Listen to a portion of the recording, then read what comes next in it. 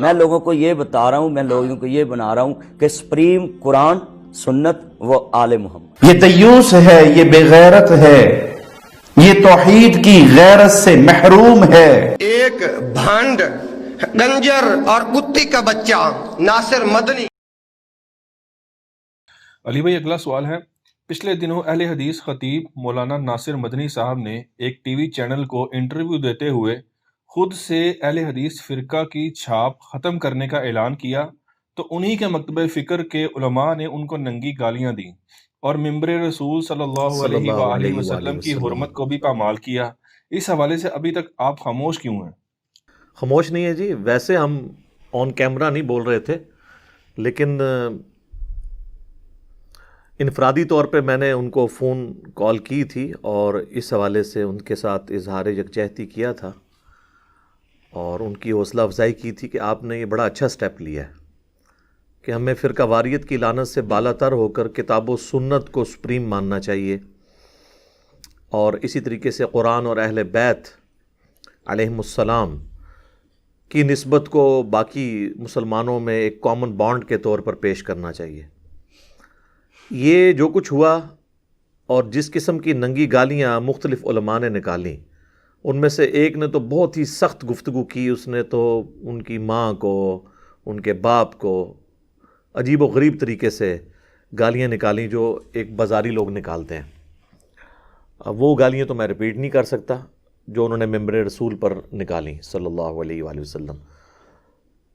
کم از کم یہ واقعہ عام مسلمانوں کی آنکھیں کھول دینے کے لیے کافی ہے کہ مختلف مکاتب فکر کے علماء نے اتنی دراڑیں ڈال دی ہیں دین کے منہج کے اعتبار سے کہ کوئی شخص ذرا سا بھی اپنے فرقے سے ہٹ کے کوئی بات کرے تو اس کو کہتے ہیں کہ اب یہ ہم سے فارغ ہو گیا۔ یہ نہیں دیکھتے کہ 99 باتیں اس کی ہمارے والی ہیں، ایک بات میں اختلاف کرے تو اسے فارغ کر دیتے ہیں۔ تو اس میں ان لوگوں کے لیے بھی درس عبرت ہے جو ہمیں مشورہ دیتے ہیں کہ علماء کو ساتھ لے کے چلیں۔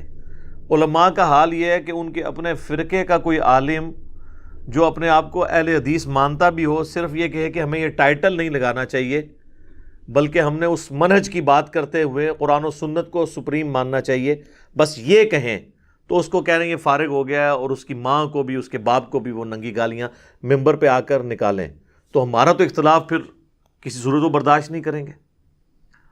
مولانا طارق جمیل صاحب حفظہ اللہ تعالیٰ نے ایک مولا علی لفظ بولا تھا نا، اور وہ حدیث کے تحت صحیح بولا تھا، انہوں نے من کنت مولاہ فہذا علی مولاہ۔ تو ان کے ساتھی علماء نے ان کے ساتھ کیا سلوک کیا، تو اس سے میرے خیال عام لوگوں کی آنکھیں کھل جانی چاہیے کہ ہمارے علماء کا رویہ کتنا خراب ہے مکتبہ فکر کی دراڑوں کی وجہ سے، جو انہوں نے اپنے اپنی پگڈنڈیاں الگ کر دی ہوئی ہیں۔ تو ناصر مدنی صاحب کے ساتھ بھی انہوں نے یہی حشر کیا، حالانکہ انہوں نے کوئی غلط بات نہیں کی تھی، انہوں نے کہا تھا کہ میں اہل حدیث کے لفظ کو ختم کرنا چاہتا ہوں۔ انہوں نے یہ تو نہیں کہا کہ میں اہل حدیثوں کو ختم کرنا چاہتا ہوں یا اہل حدیث کے منہج کو ختم کرنا چاہتا ہوں، ان کا تھا یہ لفظ جو ہے نا، یہ چھاپ ختم کرنا چاہتا ہوں۔ تو ظاہر ہے کہ سب کانٹیننٹ میں وہابی اہل حدیث کا جو ورڈ ہے، یہ کوئی متبرک لفظ کے طور پہ تو لوگ ایکسیپٹ نہیں کرتے ہیں اس کو، بلکہ ایک گالی کے طور پہ ایکسیپٹ کر رہے ہوتے ہیں۔ اور پھر میں اس پہ عرض کروں گا کہ خود اہل حدیث نے بھی تو یہی جرم کیا ہے کہ صدیوں سے مسلمانوں کی شناخت جس لفظ سے تھی نا، وہ دو مکاتب فکر تھے، اہل سنت اور اہل تشیع، اور ان دو کیٹیگریز میں سے یہ اپنے آپ کو اہل سنت میں داخل کرتے تھے، اہل حدیث، لیکن انہوں نے کبھی کسی مسجد میں اہل سنت کا لفظ نہیں لکھا، اہل حدیث لکھا ہے۔ بریلوی اور دیوبندی لکھتے ہیں اہل سنت والجماعت یا اہل سنت و جماعت، بریکٹ میں بریلوی، حنفی دیوبندی۔ اہل حدیث بھی اپنے آپ کو مانتے تو سنی تھے، کہتے نہیں تھے، لیکن اہل حدیث کا لفظ انہوں نے مسجدوں میں یوز کیا، اور پھر انہوں نے سٹیجوں سے اہل حدیث کے نعرے لگوائے اور ایون وہابی کے نعرے لگوائے، بڑے فخریہ، جیسے کوئی یہ بڑا متبرک لفظ ہے، لوگ ایکسیپٹ کریں گے۔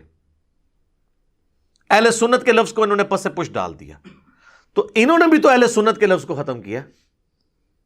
اہل حدیث کی کن مساجد میں لکھا ہوا ہے اہل سنت؟ ذرا دکھائیں ہمیں۔ ان کو نہیں پتا تھا صحیح مسلم کے مقدمے میں امام مسلم نے اہل سنت کا لفظ یوز کیا ہے، امام ترمذی نے جامعہ ترمذی کے اندر اہل سنت والجماعت کا لفظ استعمال کیا ہے۔ اہل حدیث کا لفظ استعمال ہوتا تھا محدثین کے لیے، لیکن جو مین ایک سنی شیعہ کنفلکٹ کے اعتبار سے جو ایک مین سٹریم مانی جاتی ہے وہ اہل سنت ہے، اس کو انہوں نے ختم کر کے اہل حدیث لفظ کیا۔ اب اگر کوئی اہل حدیث کو بھی ختم کرتا ہے اس لفظ کو تو اس میں کون سا جرم ہے؟ تو جرم تو آپ نے خود بھی کیا ہوا ہے، اس سے بڑا لفظ جو ہمارے سلف میں رائج تھا جو آپ نے ختم کر دیا۔ آپ میری ویڈیوز کی وجہ سے اب تھوڑا بہت اہل سنت بولتے ہیں، اس سے پہلے تو انہوں نے کبھی اہل سنت لفظ بولا ہی نہیں ہے۔ جس کا ثبوت ہے ذرا مجھے دکھائیں کہ اہل حدیث کی کس بڑی مسجد کے اندر لکھا ہوا ہے اہل سنت اور بریکٹ میں اہل حدیث۔ اس لحاظ سے تو بریلوی دیوبندی بازی لے گئے ہیں کہ وہ کم از کم اہل سنت اور بریکٹ میں لکھتے ہیں، بریلوی حنفی دیوبندی، یہ تو لکھتے ہی نہیں ہے، نہ بریکٹ کے باہر نہ اندر۔ تو جب آپ نے بھی وہی حرکت کی تھی تو آپ میں سے ایک شخص کہتا ہے میں اس کو بھی ختم کر کے کتاب و سنت کی بات کرتا ہوں، محمد اور آل محمد صلی اللہ علیہ وآلہ وسلم کی بات کرتا ہوں، تو ٹھیک ہے، آپ خود بھی کہتے ہیں اطیعوا اللہ و اطیعوا الرسول، اہل حدیث کے 2 اصول، تو اب ضروری ہے اس لفظ کو ساتھ لگانا ہے، اور اس صرف لفظ کے بارے میں یہ بات کرنے کی وجہ سے اتنا غصہ نکالنا ہے۔ کوئی غلط بات نہیں کی ہے، میں نے ان کا کلپ خود سنا ہے، انہوں نے کہا کہ میں سپریم مانتا ہوں قرآن و سنت کو جو پاکستان کے آئین میں ہے، بالکل ٹھیک ہے، اور انہوں نے کہا کہ محمد اور آل محمد صلی اللہ علیہ وآلہ وسلم، دونوں باتیں بالکل ٹھیک ہیں۔ قرآن و سنت کے حوالے سے تو المستدرک للحاکم میں صحیح سند سے یہ حدیث موجود ہے کہ اللہ کے محبوب صلی اللہ علیہ وآلہ وسلم نے حجۃ الوداع کے موقع پر فرمایا کہ میں اپنے بعد تم میں 2 ایسی چیزیں چھوڑ کر جا رہا ہوں جنہیں مضبوطی سے پکڑ لو گے تو کبھی گمراہ نہیں ہوگے، ایک اللہ کی کتاب اور دوسرا اس کے نبی کی سنت، اور سنت آج کی ڈیٹ میں وہ جو صحیح الاسناد احادیث سے ڈرائیو ہوگی۔ اور دوسری بات ناصر مدنی صاحب نے کی حفظہ اللہ تعالی کہ آل محمد کو سپریم ماننا، بالکل ٹھیک ہے، وہ صحیح مسلم میں حدیث ہے، یہ تو حاکم میں تھی نا، وہ تو ہماری مین سٹریم کی کتابوں میں ہے۔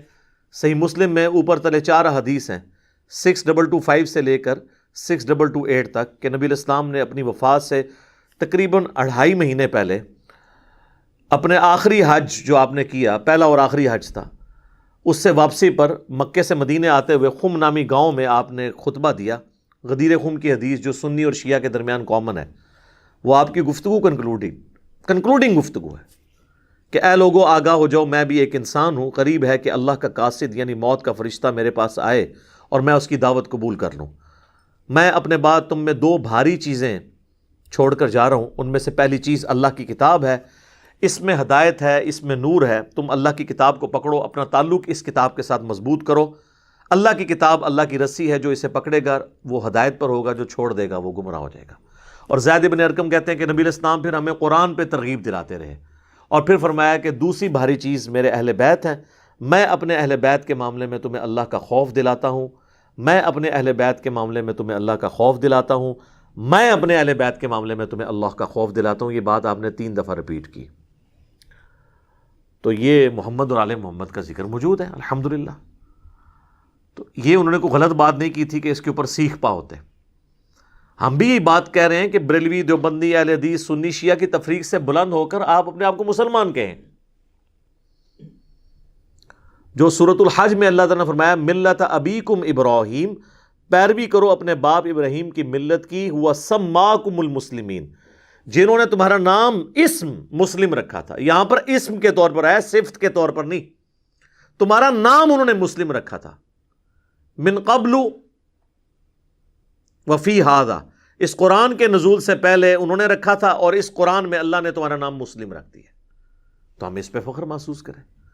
اور اس کو سپورٹیو حدیث ہے جو میں اکثر بیان کرتا ہوں کہ قرب قیامت میں صحیح بخاری اور صحیح مسلم دونوں میں یہ حدیث موجود ہے کہ جب آخری فیصلہ کن جنگ ہوگی مسلمانوں کی یہودیوں کے خلاف، اور عیسیٰ ابن مریم کی قیادت میں مسلمان دجال کے خلاف جب قتال کریں گے، تو نبی صلی اللہ علیہ وآلہ وسلم فرماتے ہیں کہ اگر کسی پتھر کے پیچھے بھی یہودی چھپا ہوگا نا، تو اللہ تعالیٰ اس پتھر کو بھی زبان دے دے گا اس میدان جنگ میں، اور وہ مسلمان کو مخاطب کر کے کہے گا یا مسلم، ایھا المسلم، اے مسلم، میرے پیچھے یہودی ہے، اسے قتل کرتے ہیں۔ وہاں پر تو نہیں ہے کہ وہ کہے گا کہ اے اہل حدیث، اے بریلوی، اے دیوبندی، اے شیعہ. نبی علیہ السلام فرمایا البتہ ایک غرقد کا درخت ہے جو یہودیوں کا درخت ہے، وہ ان کو پناہ دے گا، اس کے اندر وہ چھپیں گے، باقی ہر چیز پکار کر کہے گی. اور اسی درخت کی کاشت اسرائیل میں بہت زیادہ کی گئی ہے، بہت بڑی جھاڑی ہے. اس پہ الگ سے میری ایک ویڈیو ریکارڈڈ موجود ہے غرقد کے درخت کے اوپر. تو اس کا مطلب ہے کہ اللہ کے فضل سے اس وقت یہ تفریق ختم ہو چکی ہوگی. یہ تو مسلم کہلوانے کو گالی سمجھتے ہیں. آپ کسی بھی فرقے کی مسجد میں جا کے وہاں جا کے اپنا تعارف کروائیں نا کہ میں مسلم ہوں تو کہے گا میں کافر ہوں. لیکن اس کی بجائے اگر آپ یہ کہیں کہ میں بریلوی ہوں تو دیوبندیوں کی مسجد بھی ہوئی نا تو وہ آپ کو برا نہیں کہے گا، وہ کہے گا اچھا ہاں بریلویوں کی تو اتنی یہاں پہ مسجدیں موجود ہیں. یا دیوبندیوں کی مسجد والا کوئی بریلویوں کی مسجد میں چلا جائے اور کہ میں دیوبندی ہوں تو کہے گا ہاں جی دیوبندیوں کی بھی مسجدیں ہیں، وہ بھی ہمارے بھائی ہیں. لیکن اگر کہیں مسلم تو اس سے چڑھیں گے. لیکن انشاءاللہ تعالی ہماری ویڈیوز کی برکت سے جو تبدیلی آئی ہے تو یہ امام مہدی اور عیسیٰ ابن مریم علیہ السلام کے لیے جو ہے وہ فضا تیار ہو رہی ہے کہ اس وقت تو پھر یہ تفریقیں ختم ہو چکی ہوں گی. یہ نہ ہو کہ اس وقت کہیں کہ یہ تو انجینئر صاحب کی کوئی ویڈیو لگی ہوئی ہے جو مسلم مسلم کہہ رہا ہے، کیونکہ یہ تو ہم نے ہی نعرہ بلند کیا ہے نا کہ نہ میں وابی نہ میں بابی، میں ہوں مسلم علمی کتابی. اس نعرے سے اگر کسی کو چڑھ ہے تو ہم نے ایک نرم سا نعرہ بھی عرض کیا ہے کہ مرنے سے پہلے اے مسلمان کر لے اس پہ غور، کتابوں کا خدا اور ہے بابوں کا خدا اور.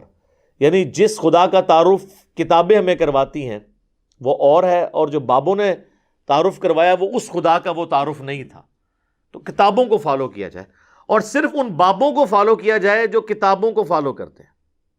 یہ کہتے ہیں نہیں بابوں کو نہیں مانتے. سر ہم بابوں کو مانتے ہیں، لیکن اگر بابے کتابوں کے خلاف ہو جائیں تو ان بابوں کی عزت کیوں کریں؟ بابوں کی عزت کیوں تھی؟ کتابوں کی وجہ سے. اگر وہ کتابوں کے دشمن ہو جائیں اور کہیں کہ کتابیں ڈائریکٹ پڑھنے سے انسان گمراہ ہو جاتا ہے قرآن و سنت، تو ہم تو کہیں گے پھر تو سب سے پہلے تو تمہاری بزرگی فارغ نا، کیونکہ تم نے یہ سب کچھ اویل کیا تھا اسی نسبت سے. اب جب تم اس نسبت سے اعلان برات کر رہے ہو اور اس نسبت کا مذاق اڑا رہے ہو الٹا، تو پھر تو ہم یہی کہیں گے نا کہ تم تو آستین میں چھپے ہوئے سانپ ہو. وہ نقصان جو یہود و نصارہ نے اسلام کو پہنچانا تھا تم پہنچا رہے ہو. تو اس پہ غور کرنا چاہیے. میں تو ناصر مدنی صاحب کی بالکل تائید کرتا ہوں. میں نے ان کو ٹیلی فون پہ بھی یہ بات کی تھی کہ ہم آپ کے ساتھ کھڑے ہیں. آپ نے بہت جرت والی بات کی ہے کہ کتاب و سنت کو، محمد اور آل محمد کو صلی اللہ علیہ وآلہ وسلم ہمیں سپریم ماننا چاہیے اور اسی پہ ہمیں فخر محسوس کرنا چاہیے. باقی رہ گیا یہ علماء کی گندی لینگویج، تو ان کے لیے تو میں ایک ہی حدیث بیان کروں گا جو صحیح بخاری اور صحیح مسلم دونوں میں موجود ہے کہ اللہ کے محبوب صلی اللہ علیہ وآلہ وسلم نے فرمایا منافق کی 4 نشانیاں ہیں، اگر ایک بھی پائی جائے تو وہ منافقت پہ ہے اور 4 پائی جائیں تو پکا منافق ہے. نمبر 1 وعدہ کرے تو توڑ دے. نمبر 2 اس کے پاس امانت رکھوائی جائے تو خیانت کرے. نمبر 3 جھوٹ بولے. اور نمبر 4 جب جھگڑا ہو تو گالی گلوچ کے اوپر اتر آئے. تو یہ علماء جو گالی گلوچ پہ اترے ہوئے ہیں، ہم نہیں کہتے یہ اعتقاداً منافق ہیں لیکن عملاً منافق ہیں. اعتقاداً ٹھیک ہے مسلمان ہیں، لیکن ان کا یہ عمل منافقین والا ہے کہ یہ چھوٹے سے اختلاف کے اوپر گالی گلوچ کے اوپر اتر آتے ہیں. اور آپ یہ دیکھیں بجائے سمجھانے کے نا کہتے ہیں فارغ ہو گیا، اور پھر کہتے ہیں ہم نے تو یہود و نصارہ کو بھی دعوت پیش کرنی ہے. اپنے فارغ کیے آ رہے ہیں اور دعوت دوسروں کو دینی ہے. ہونا تو چاہیے نا اپنے لوگوں کو بھی اگر کہیں پہ غلطی لگی ہے تو آپ ان کی علمی اصلاح کریں، بجائے کہ آپ ان کو گالیاں نکالیں جس طریقے سے یہ لوگ نکالتے ہیں. تو یہ تو ایٹیچیوڈ بالکل غلط ہے. اور میں سمجھتا ہوں اس واقعے نے ان کا جو میک اپ والا چہرہ ہے نا اس کے اوپر سے میک اپ اتار دیا ہے اور یہ بات بتا دی ہے کہ جب تک آپ مکمل ان کے فرقے میں یعنی ان کی ملت پر نہ آ جائیں یہ آپ سے راضی نہیں ہوں گے.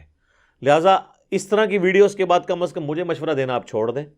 اس کی وجہ یہ ہے کہ جب اسی فرقے کا کوئی ایک عالم کسی ایک بات پہ اختلاف کرتا ہے تو اس کے ماں باپ کو گالیاں دے کے اس کو فرقے سے باہر نکال دیتے ہیں.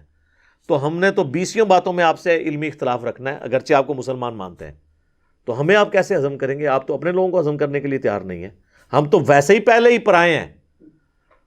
جب اپنے لوگوں کو، اپنے سٹیج پہ آنے والے لوگوں کو، اپنے فرقے کی خدمت کرنے والے علماء کو ہی آپ ایکسیپٹ کرنے کے لیے تیار نہیں ہیں، اور پورے جمعے پڑھا رہے ہیں اور ممبر پہ چڑھ کر آپ جو ہے وہ گندی زبان استعمال کر رہے ہیں جو علماء کو زیب ہی نہیں دیتی، تو بڑا خطرناک معاملہ ہے۔ اس طرح کی بات کرنا، اس طرح کے معاملے کے اوپر اس ایکسٹریم پہ چلے جانا، تو آخرت کی فکر کرنی چاہیے۔ ایک اور حدیث ہے بخاری اور مسلم میں، نبی علیہ السلام نے فرمایا کہ بعض اوقات انسان اللہ تعالیٰ کی خوشنودی کا ایسا کلمہ اپنی زبان سے نکالتا ہے کہ اس کی طرف اس کی توجہ نہیں ہوتی، لیکن اس کی وجہ سے اللہ تعالیٰ اس کے درجات کو بلند کر دیتا ہے۔ اور بعض اوقات اللہ کی نافرمانی کا ایسا کلمہ اپنی زبان سے نکالتا ہے کہ اس کی طرف اس کی توجہ نہیں ہوتی، اور اس کی وجہ سے وہ جہنم کی اتنی گہرائی میں گر جاتا ہے جتنا کہ مشرق اور مغرب کا فاصلہ ہے، اور اسے پتہ بھی نہیں ہوتا۔ تو یہ ممبر رسول کے اوپر جو اس قسم کی غلیظ زبان استعمال کر رہے ہیں، ان کو دیکھنا چاہیے کہ آپ تقدس ممبر رسول کا پامال کر رہے ہیں، اور پھر آپ یہ بتا رہے ہیں کہ آپ کے فرقے کی پہچان یہ ہے کہ جو عالم جتنی موٹی گالی نکال سکتا ہے وہ اتنا بڑا آپ کے فرقے کا سپاہی ہے۔ اس سے تو یہی رزلٹ نکلے گا نا۔ اور اپنی اپنی حاضریاں سارے آ کے لگا رہے ہیں۔ کسی بڑے عالم دین نے ایسے شخص کی گالیوں کی مذمت نہیں کی ہے کہ جی ہاں جی اس نے جو گالیاں نکالی ہیں ہم اسے آن نہیں کرتے، کیونکہ وہ ان کے مطلب کی بات ہو رہی ہوتی ہے۔ جب مطلب کی بات ہو رہی ہوتی ہے تو پھر تو ظاہر ہے کہ وہ تو اس کو انجوائے کر رہے ہوتے ہیں اور الٹا شیئر کروا رہے ہوتے ہیں۔ تو ایسے تمام علماء اپنے اپنے فرقوں کے لیے خود کش حملہ آور بنے ہوئے ہیں۔ ہمیں کسی فرقے کے اوپر حملہ کرنے کی ضرورت نہیں ہے، یہ علماء خود ہی خود کش حملہ آور بن کے اس قسم کے گالی گلوچ کی لینگویج استعمال کر کے اپنے فرقے کو ننگا کر رہے ہیں۔ ہمیں میرا خیال ہے اس سے آگے اس پہ کوئی کامنٹس کرنے کی ضرورت نہیں ہے۔ ٹھیک ہوگا جی۔